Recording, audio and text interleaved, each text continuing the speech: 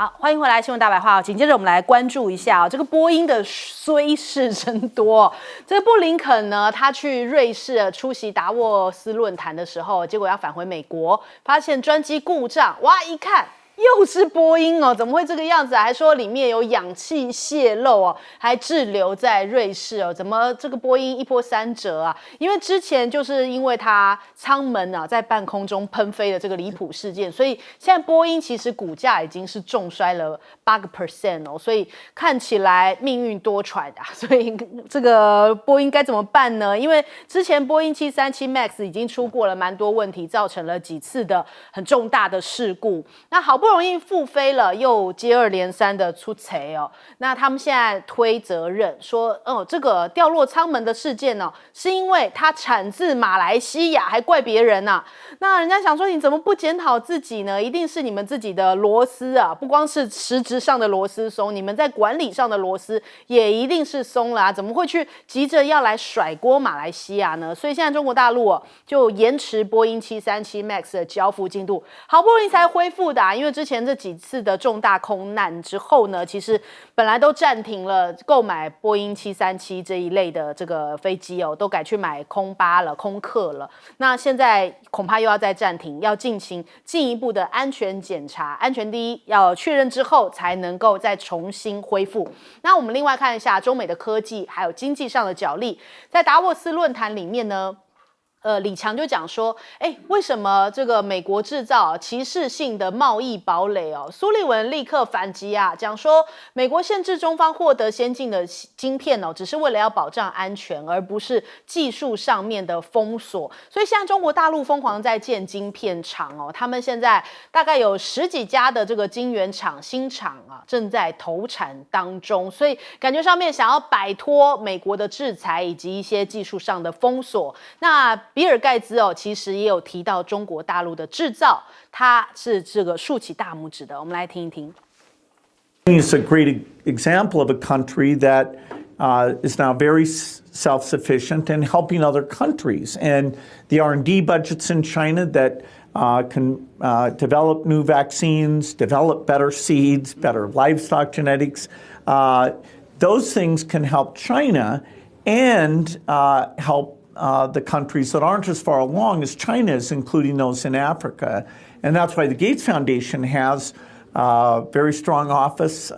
in China and builds partnerships with the governments and all the companies there. Today, 好，所以其实在这次达沃斯论坛，包含我们刚刚听到比尔盖茨讲话之外呢，大家都在关注说，中国大陆到底经济好不好呢？因为很多这种来自外媒的唱衰，就说现在中国大陆的经济不好。那面对这样的一些质疑中国大陆其实李强带队去了嘛，在去之前呢就已经先讲了，中国大陆2023年的经济增长是5.2%哦，甚至还面对到外媒的询问，他说，其实现在看中国的经济，就像看阿尔卑斯山有相同之处哦，想要领略阿尔卑斯山的这个雄浑壮阔之美，一定要把视野放宽，把目光投远。他是很有玄机的讲了这一番话，而且就在这个正式公布数据的前一天，他特别向外界讲说，中国大陆的经济增长是很强劲的。那对比一下其实美国现在科技业是不是也因为要限制中国大陆也有一些这个反伤到自己的一个现象产生呢？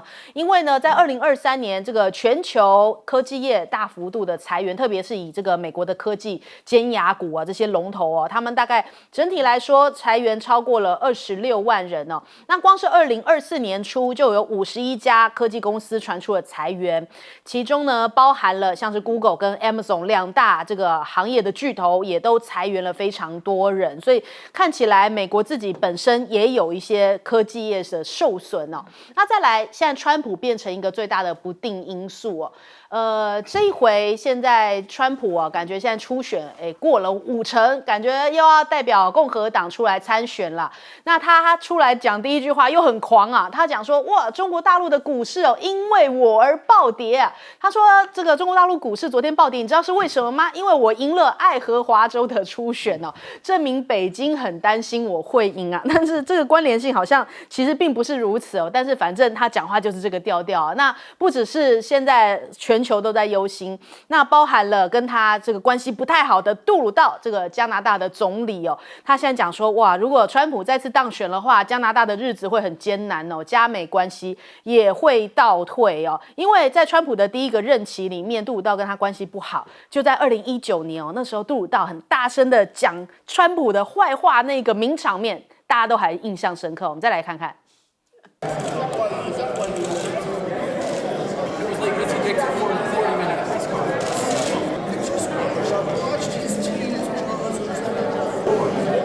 对，所以他当时很大声的讲坏话哦，跟强森啊、马克宏啊，还有这个荷兰首相吕特哦，他们当时这样子讲，留下这个笑川普迟到的场面。哇，要是川普回来的话，恐怕杜鲁道真的难过了。那我们来问一下杨老师怎么看接下来这个中美的关系以及一些竞争角力？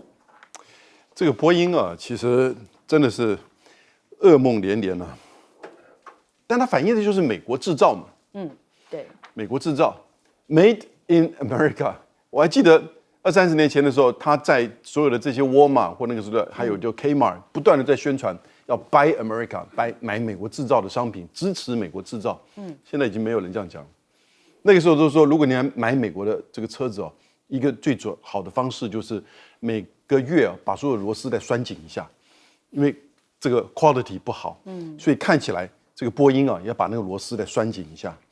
比尔盖茨，你看他刚才讲话哈，其实他都讲的，他全球首富，然后呢，这个科技上的这样子的创新，他讲实话，讲他心里的话，都讲得这么的委屈。他就说中国有能力做发展，有做研发，然后呢，引导了整个世界经济的动力，然后呢，再给予其他国家，包含非洲国家的这个发展。那他都已经把这个事实讲出来，你看他讲得多么的委屈。都要很小心翼翼的，因为西方的政治人物跟媒体对于中国的发展总是用一个威胁、挑战、霸权取代，然后呢这样子个角度来去看待。所以做生意的人呢，做这些跟中国做这个等于是制造交往的人，那事实上就很害怕讲实话。那这个达沃斯呢，算是少数大家真的可以来。变成一个什么场合？以前大家是来西方国家在谈，接下来我们怎么共同处理接下来这一年的全球的经济跟金融？但是呢，现在反而是全球大家集合起来，在中国的面前讲实话。那李强就带了10个部长去啊，对不对？所以我是觉得，川普的效应其实老早已经对全球政治经济的地缘政治经济产生影响，大家已经都在准备了。已经在准备了。这个时候你再去喊中国崩溃论，就中国崩溃论已经崩溃了因为已经喊了几十年了。所以我是觉得现在的最好的、最坏的打算呢，你除了在经济金融上面，川普如果上来，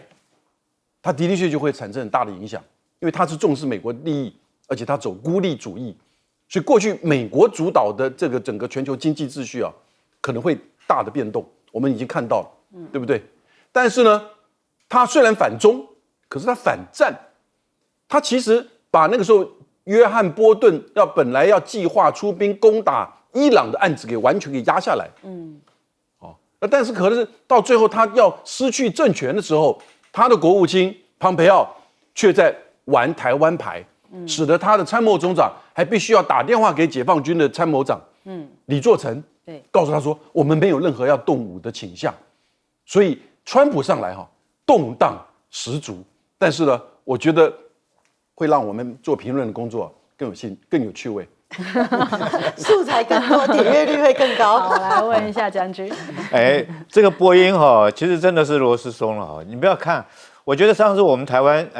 选前就发布一个警报，空袭警报，大家都还记得吧？说老公他们发射一颗卫星，那国防部就发警报，然后你为什么要发警报？因为我怕它脱落的东西掉到地面上面来。我觉得以后来讲的话，是不是这个波音飞机如果飞过我们台湾上空的话，应该发个警报，不小心舱门就掉下来了。但英文版不要写 missile。这大家不要看一个舱门掉下来它这架飞机运气算很好因为舱门如果说你在高空中的时候脱落的话。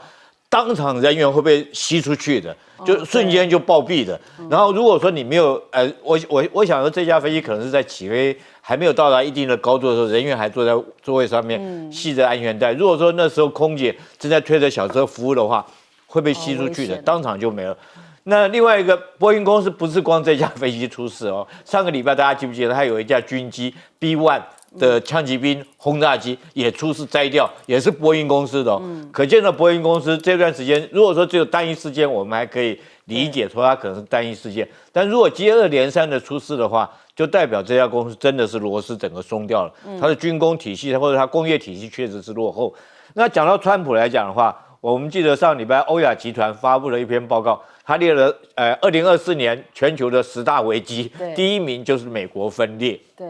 就是川普跟拜登对抗，第2名才是中东，第3名才是这个欧亚集团，我们台湾没有被列上名，第10名还是美国，第10名是美国的这个企业，它的贸易东西这些等等。所以我相信，如果说美国来讲的话，它现在纯粹走民粹的状况，其实以一个世界上重大一个警察国家出了这些问题，其实我觉得对全世界来讲都不是一个好的一个预兆。好，永平姐。美国所主导的以西方世界为主的全球舆论，现在是全部这个反中浪潮高涨，这确实是不争的事实。可是中国大陆的发展，特别是它的经济，还有它内部的各种成长，固然很多的问题，可是它也不会因为你外界一直对它的嘲笑、批评或讥讽，它就停顿它的脚步啊，不会啊，它也是往它的这个既定的目标在前进。那这个比尔盖茨啊，这个比尔盖茨的这个言论呢，让我想到最近有一个新闻，就中国大陆现在在干嘛呢？大家不要小看哦，他们为了对抗这个英美世界，从中国大陆的角度，他觉得这个说英文的世界对他很不公平嘛，对不对？主宰舆论，整天都对他打压嘛，所以他们现在的各种 Made in China 的产品啊，包含产品说明书，各种很多新的创新产品呢，它慢慢的都不采用英文了。它都全部中文化，可是它中文化呢，照样输出到很多跟它合作的一带一路的国家去。那什么意思？就说那你要不然你看不懂说明书，你过来学中文，你就过来学中文。我为什么要用英文来跟你们沟通？简单讲就是说，包含俄罗斯当时因为进攻乌克兰被推出 SWIFT。这个整个金融系统中国大陆就开始在研究如何的用人民币呢去进行很多的这个交易不要慢慢要降低美元的依赖来讲，它现在连它的物美价廉又很有创意的产品都越来越直接用中文，等于说它直接从你认知上、语文上跟所有的部分呢，它就是要跟你对抗。那你能够阻挡他这个脚步吗？譬如说，从美国到台湾的跟班那个，通通都在讨论那个大陆所发展的抖音。可是你有办法进吗？你有办法让年轻人不要去用抖音吗？对不对？当抖音可以征服世界，现在又来个什么科目3的舞蹈，对不对？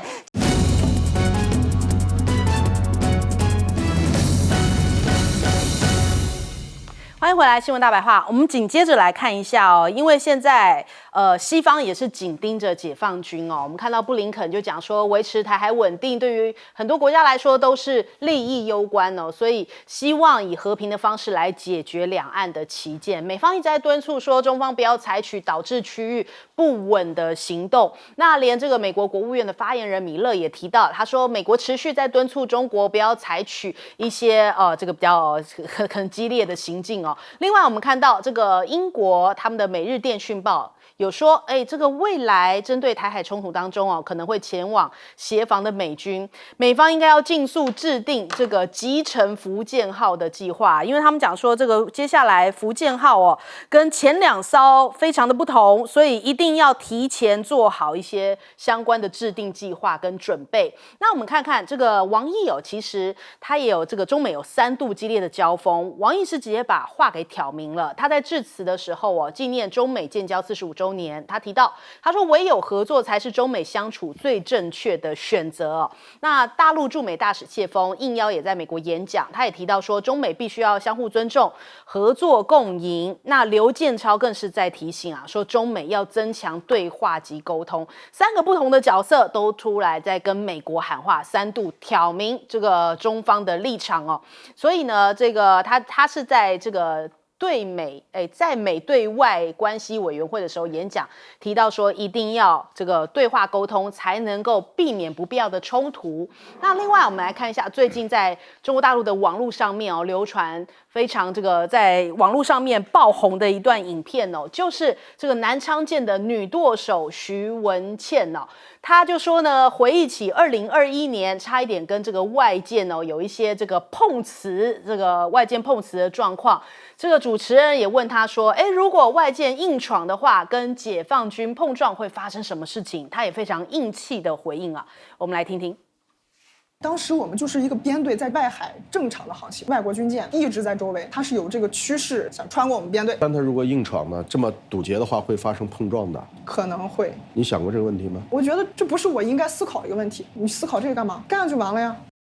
对，所以他其实表达出中方的一个态度，就是一直抱怨，就是干就完啦。就如果真的要来这个，就是真的碰撞起来的话，那就不会闪躲，就是直接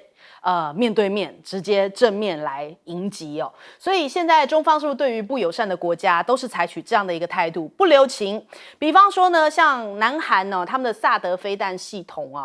也使得这个中国大陆对于它有一些反制。2016年开始就祭出了禁韩令，导致韩国的企业在大陆的营运受到重创。韩国的媒体就指出说，韩国最大的企业制造商现代汽车的销量6年来从114万辆崩跌到只剩下34万辆，跌幅高达了70%哦。现在最近呢，更是把在这边重庆的厂以台币70亿元来出售哦，所以现在只能靠这样子来保命，灰头土脸的要离开这个大陆的市场，可能说布局要重新洗牌啊。那对于友善的国家，中国大陆也是会直接的回应哦，像是现在巴基斯坦要买 FC-31隐形战机哦。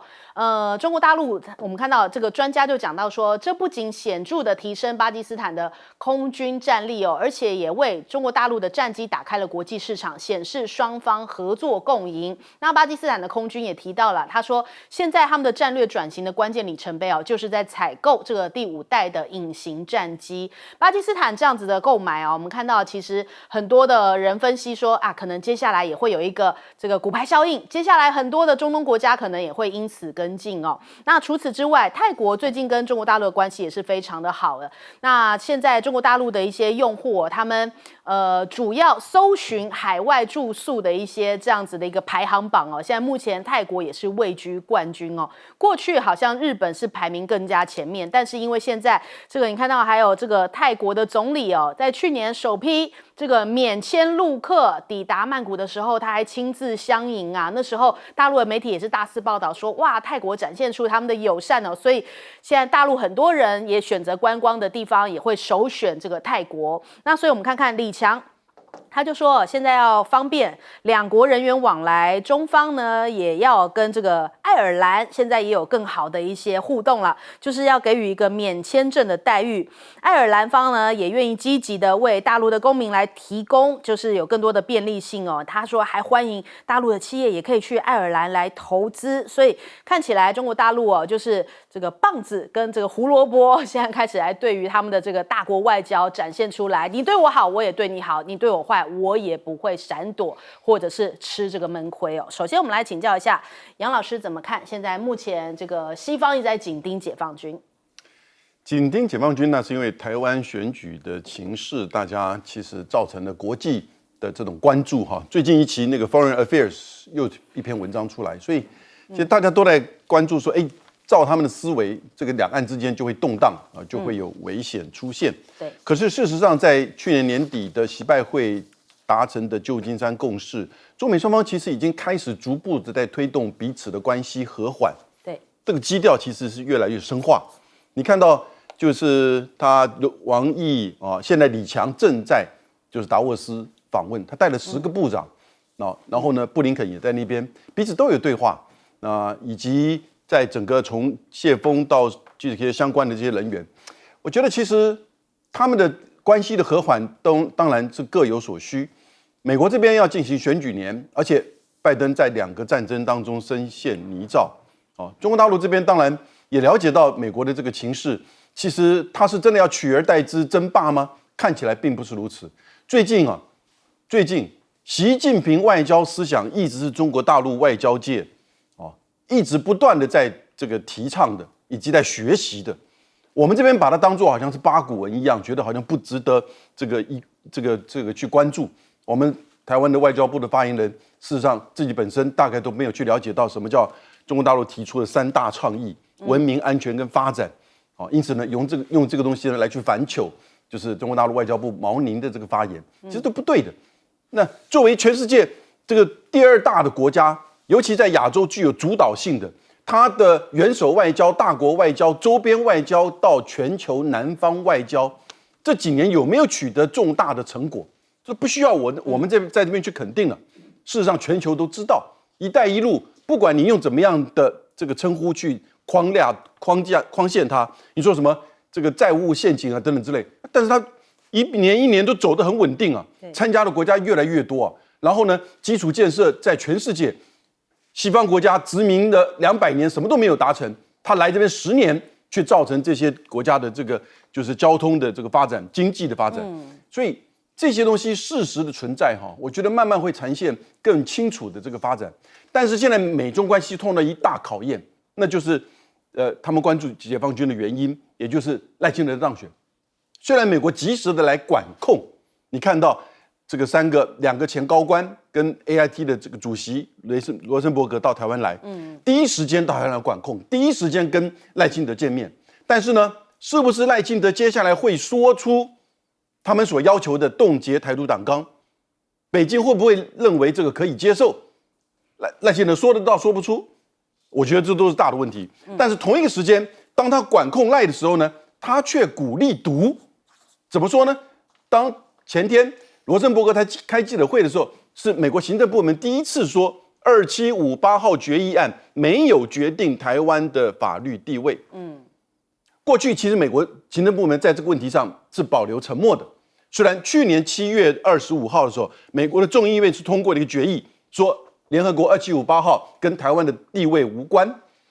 我这里不需要再去讨论那个文字的内容啊，是不是有关无关？是一个中国呢，还是说台湾这个台独的这个理论从这边延伸出来？但是重点是，美国现在看到这样子的一个趋势，它内部的压力，然后呢，赖清德当选，以及台湾又可以再变成一个代理战争的棋子，他开始在讲2758号了。把这个历史拿出来，这不是在打法理战，这个根本是在运用台湾成为一个棋子，变成一个去默认或者是试探两岸互不隶属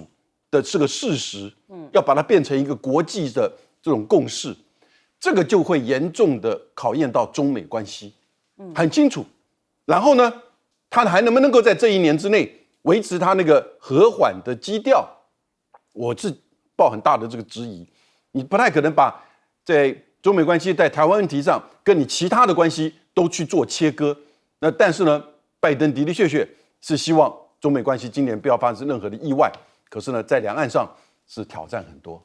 好，请教厉将军。我们看到这个南昌舰上面那个女舵手这段官宣的影片，那我们只看到片段，可是整体的全貌我们没有看到，他官宣也没有讲出来。其实后来我仔细去研究，也找了很多的资料，我发现这是一场海战，只是说双方没有真枪实弹打起来。那这场海战后续的影响其实非常大的。我们看一下哈，这个南昌号055大区，它是航空母舰的带刀护卫，所以它的旁边一定跟着辽宁号在一起，它是保护辽宁号的。那辽宁号出来也不会只有一艘辽宁号，它一定是一个航母战斗群出来。后来我去查一下那个时间点，2022年12月的时候，我给各位看一下这件事情有多严重。这个是我特别从上清论坛陆文浩先生他发表的一篇文章写出来，大家看一下事件发生的地点在哪里？在这个关岛左右，也就是已经突出第一岛链了。红色部分就是辽宁号航母战斗群，那蓝色的从上面下来的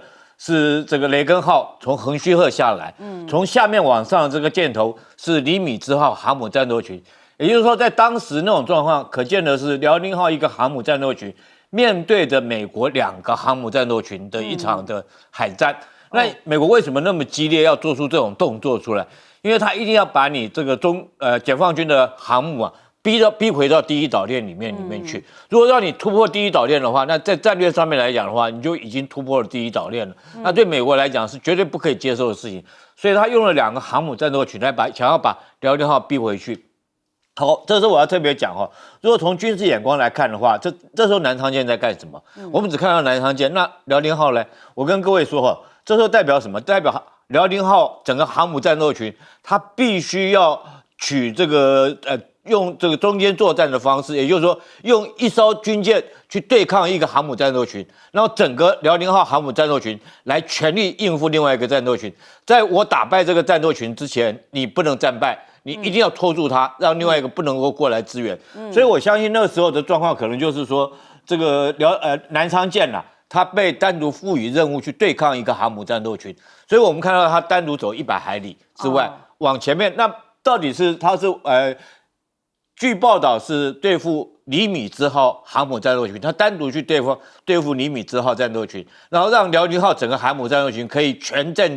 整个去对抗。雷根号战斗群，我觉得它应该是整个战场形势大概是这样，但是我们看到结果是怎么样呢？结果就是说，双方来讲非常在这边，你知道那不能真枪实战打嘛，那大家只有什么？就是我想办法穿插到你的舰队，或者你穿插到我的舰队。那我们也看到，就是 F-18的这个凌空的这种动作都做出来了，武吓威逼的各种动作都做出来，但是。这时候解放军辽宁号并没有退却的意思，所以南昌舰可以看得出来，它确实是单刀赴会。我们讲什么话，就是狭路相逢勇者胜了。那看谁比较勇敢嘛？那这个文倩妹妹哈，确实是非常的文倩，非常的勇敢。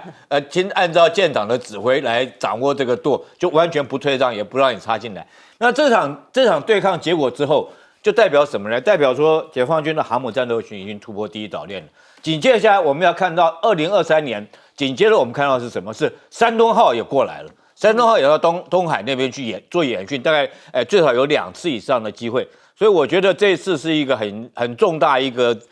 在中美对抗中很重大一个改变。好，请教永平姐。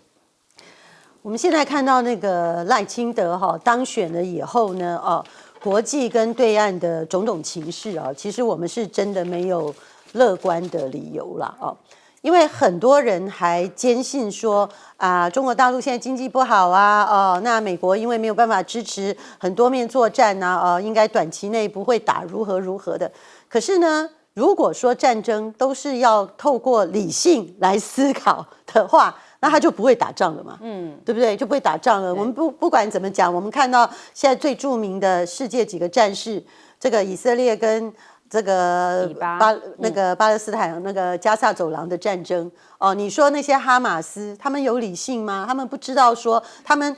这么弱，这个以军那么强，他们这样子完全自杀的行为要死多少人呢？他们会有得胜的一丝一毫的希望吗？没有啊，可他们还是会这样做啊。对不对？那你说俄罗斯当初也许自信过头，可是呢，泽伦斯基也是完全不知道他踩了红线对，特别是对于加入北约的这个问题上。所以呢，你现在看到的问题就在于说，往往呢，特别我觉得台湾特别有这个倾向，就是说台湾的民众不管是60%，甚至是投票给赖清德的40%的人，可能都是坚信说我们会和平的。问题是我们会不会和平的这个愿望，并不是靠我们主观愿望它就会达成的，它要靠你一系列的动作啊。如果说民众一系列的动作的结果，并不去用选票去惩罚那个可能会弄来战争的人，而且还让他当选的话，那你就要去要求中国大陆或要求国际社会说，哎呀，请听听看我们台湾要和平的愿望，你们千万不能够对我们如何，他们是听不下去的。我觉得这个美国现在呢，在这段时间到520已经不是那个蔡英文时候呢，中国大陆对蔡英文呢还会给一个观察期，没有的。他们对赖清德已经定性了，他就是台独分子他跟萧美琴的组合叫毒上加毒。他们现在观察的只有看美国，就是看看美国你到底有没有办法控管赖清德，以及赖清德520讲什么话。那如果美国没有办法控管的话，那很可能中国大陆就会觉得说，那这样我相信你美国也无效，很可能呢，我们所担心的很多更强硬的、更年轻的主战派的这些声浪呢，就会完全冲出来呢，那很多的问题就会失衡。那么我这2天跟参加一个节目我觉得张武岳教授就国内的两岸专家呢，他做了一个警告，我觉得我们真的必须牢记于心。他很担心川普选上的问题，因为川普跟民主党政府来讲，它是一个更不可控的因素。那如果中国大陆现在对台湾的忍耐力是靠美国来管理的话，那你一旦发现一个美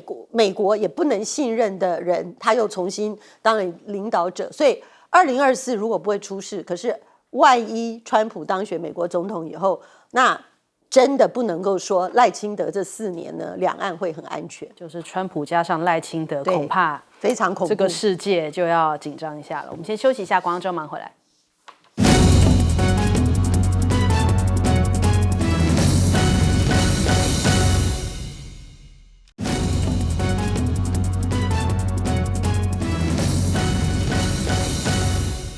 欢迎收看《新闻大白话》，我是主持人翟轩。马上来欢迎一下这个阶段加入我们讨论来宾：前国安会副秘书长杨永明，翟轩，大家好；前台北市副市长李永平，大家午安；退役少将厉正杰，大家午安。好，我们立刻来看看这个赖清德昨天有一个非常大的动作，他说这个要退出新潮流，但是亮哥就讲说，这恐怕只是明流变成了暗流而已啊。选后这个假动作，我们看到民进党他们这个大检讨，讲说后太阳花世代以及抖音重创了民进党，所以他们就出来讲说现在应该要与更年轻的后太阳花世代来沟通下个阶段的重点就在 IG。抖音，然后民进党应该要转变心态去接受它跟运用它，因为在选前他们不断在讲说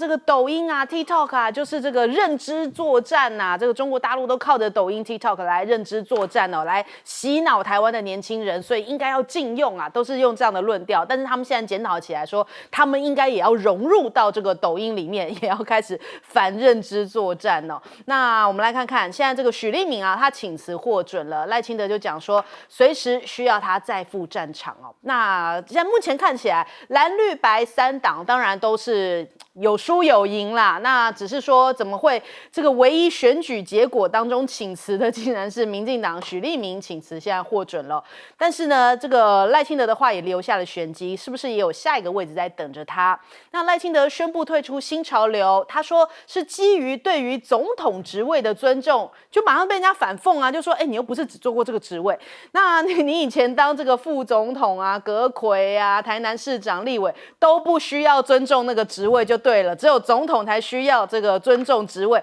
其他人随便当这个就是做一个示范，还是说你现在是要讽刺蔡英文嘞？没有退出英系是一种不尊重，你要显现出你跟蔡英文不一样，你更高超，你想要还要拉踩一下蔡英文，或者是说接下来你还有更深的布局，就是你退了，那是不是代表阁揆可以是新潮流开始有这个机会了呢？新潮流真的是想要切割吗？还是说现在这个新潮流看起来会变成大家主打的一个攻击点，所以呢只是因为想要跟新潮流划分界限吗？那我们看亮哥的讲法，他说只是变成了一个暗流啦，赖实际的运作模式就是他身边的人都还是新潮流嘛。你说潘孟安也还是新潮流潘孟安也有很可能会成为总统府的秘书长，所以你说什么退新潮流，你旁边的人都还是新潮流，充其量你只是变成暗流而已那英系现在恐怕也很着急，因为人家讲说这一次的选举结果，英系真的是重伤英系现在目前剩下的区域立委只剩下5位像是蔡易余陈冠廷杨耀、王美惠跟吴佩益吴佩益还是因为这个没有整合的关系所以后来选上了这个万华这边的立委。那就连这个黄捷本来是在陈其迈推荐之下，大家都知道这个他英系的色彩比较浓嘛，怎么在选后突然说要加入永延会的运作，就引起各方的揣测啊，就说是不是看英系没有了，要赶快跳船，或者是说代表永延会接下来有机会跟英系来结盟合作呢？现在大家就在关注他们的派系动向哦。那英系看起来现在三本柱接连消失哦。我们过去都说这个北陈国、钟明文、南家权嘛，那你看看这个赖清德主导的排黑条款，现在已经逼到黄成国淡出了中常会。那钟明文的话，他因为这个列不进不分区哦，现在只能靠儿子勉强续命，就是陈冠廷现在勉强续命。我们刚刚也把他列在英系的这个5位区域立委名单里面了。那我们看到这个幕后有提到啦，就是嘉义的派系勾结赌盘，控制陈冠廷的让票数，所以现在政坛的要角惨赔千万哦，建商还怒摔杯子哦。根据了解，这个嘉义的赌盘额度哦高达了10亿元，某派系搭配组头开出1支1万元的赌盘，要控制陈冠廷的得票数哦，不超过这个林国庆1万票，让陈冠廷呢能够顺利当选，那组头也能够赚得到钱哦。开票之后还真的差距没有破万哦，让下重注的政坛要角反倒是惨赔啊。那再来我们讲到南家权哦，这个徐富奎也打败了苏正清的儿子苏孟纯哦，所以这个苏家的政治路也被斩草除根啦。那我们昔日讲到这个三本柱哦，感觉起来通通都瓦解不说，还有很多的英系立委啊，在选前蔡英文很着急的在替他们辅选，比方说罗志正因为受到这个自拍片，不是自拍片，更正了 AI 片，他自称是 AI 换脸这个声位片的这个影响啊，现在也被搞垮了。那还有他的这个子弟兵双陈吉仲、陈时中好像也都没有卡到不分区的位置哦，仇恨值高回不来了，以及他这个跟他长得非常相像的吴音宁啊，这一回也是惨败给谢依凤，所以感觉这个英系哦都已经快要真的要走到末路了，只剩下一点点快要凋零的这种状况啊。那我们来问问看，永平姐怎么看现在目前这个选后的派系，以及赖清德是不是在做一个假动作呢？我觉得赖清德退出新潮流这件事情哦，其实对于全民来讲呢，可能没有什么感觉哦，可能是做给民进党内部派系看的。因为你如果说为了总统职务的考量，其实现在大家都知道最危险的就是民进党的台独党纲嘛。那现在美国已经觉得对赖清德的路线这么的不安哦，那中国大陆那边呢也实在话越说越难听，也蛮蠢蠢欲动的。所以在这种状态底下呢，如果赖清德真的为了职务考量，为了民众好，他就退出民进党不是更快？可他不可能嘛，他现在不但没有退出民进党，他连民进党的党主席还要继续兼，对不对？所以呢，我讲真的，这个动作呢，充其量只能够说对他党内有一个交代那背后所赋予的含义就是说，民进党的非新潮流派系现在都极力的不满嘛，就他不做出一个退流的动作呢，简单讲就是各派系就非常的愤怒。但是呢，为什么大家都认为他这个动作一定是假的？明流变暗流，因为大家不要忘了，新潮流呢，在那个这个是民进党最惨的时候就是马英九刚当选，民进党不是一塌糊涂，后来不得已去把这个蔡英文找出来做党主席，说要重整党。那个时候，民进党那时候也做了很多检讨，其实最主要的检讨就是说，民进党内部派系党中之党。就是讲那个新潮流，而且那个时候，民进党还做出了一个决议，要解散派系，可是解散了有用吗？没有，新潮流还不但存在，还在过程中还越来越壮大，然后壮大到呢，还分南流、中流、北流。有什么党中之党，有什么一个派系可以如此的强悍呢？而且这个强悍在蔡英文努力想要平衡党内势力，自己还培养英系的时候，都无法跟新潮流抗衡。你看新潮流现在假党假体，有那么多的弊案传闻，都跟新潮流的人士呢，在国营事业控制关键的位置有关嘛。是，那你在这种状况底下，公股银行什么的，到处都是新潮流的人马，那你现在退流有意思吗？对不对？所以我觉得赖清德呢，他的退流呢，第一个绝对不是真的，因为民进党的所有人的话呢，可能其他派系被削弱就被削弱了，摸摸鼻子就没了。像美丽岛派系现在几乎已经垮了，可是不垮的是新潮流，尤其是新潮流现在好不容易等到多少年，民进党创党是1986年吧，到现在多少年来的第一次全面执政，他们怎么可能放弃？那现在所有的为了爱新潮流，他所有的动作他都会配合。那当然现在也有人解读为说，他退流的动作是以退为进，是不是要解决阁揆到底能不能用新潮流人士的关键？那这个是民进党内部的权衡。我觉得今天赖清德如果他看到的只是民进党内部的平衡问题，那他就忘记了他是一个40%的少数总统。他真正的难题是他要面对朝小野大的整个国会。大家想想看，当陈水扁跟他得票差不多，当时这么少数总统的时候，陈水扁那个时候在考虑什么民进党内部什么派系，他要成立什么，他哪在考虑这事？他在担心美国怎么反应，大陆会不会马上翻脸，以及他当时在想，他要如何跟国民党伸出一个橄榄枝，想办法挖国民党的阁员，想办法稳住政局。结果现在的赖清德只在考虑民进党内部的派系平衡，我个人觉得真的蛮悲哀的。对于一个40%的民进党，真的很令人难过。好，请教杨老师。这2天新闻报道出来，英国前首相只做了41天的特拉斯，那位女性还到我们台湾来哦，我不知道她拿了多少钱到台湾来宣扬，就是说这个抗中保台。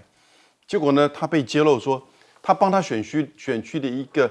就是军工复合体的卖武器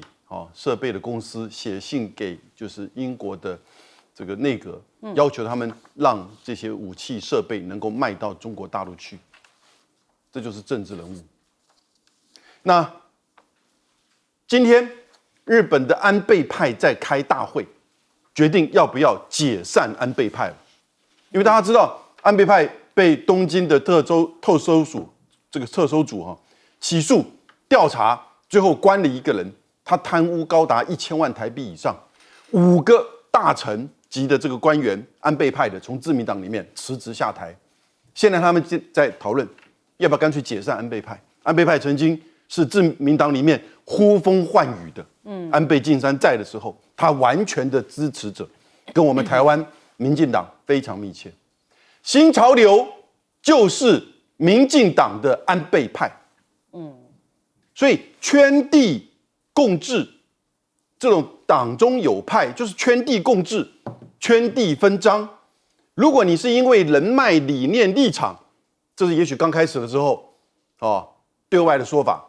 我们有不同的派系，大家比较能够相互的讨论。但是大家都知道，其实背后的政治现金、金钱、权力分赃，那才是关键吧，对不对？你们，而且不是只有现在职位上的人哦，曾经担任过这个职位的，也是这个派系离开到外面去，开始运作财务的资源，甚至不是政治人物的也靠过来，因为有利可图嘛。那位下台的就是云豹小公主的父亲赖静玲，他做过20家绿能公司的董事长，他是不是新潮流的大掌柜？他怎么会有能力做到20家的董事长？钱怎么赚？怎么分？我不知道，报纸上讲了很多。但是各位，现在就是看得很清楚民进党里面的这个派系已经完全的这个新潮流已经变成安倍派化。很清楚，蔡英文执政期间新潮流主导多少，那有没有涉及到相关的这些光电、鸡蛋、绿能，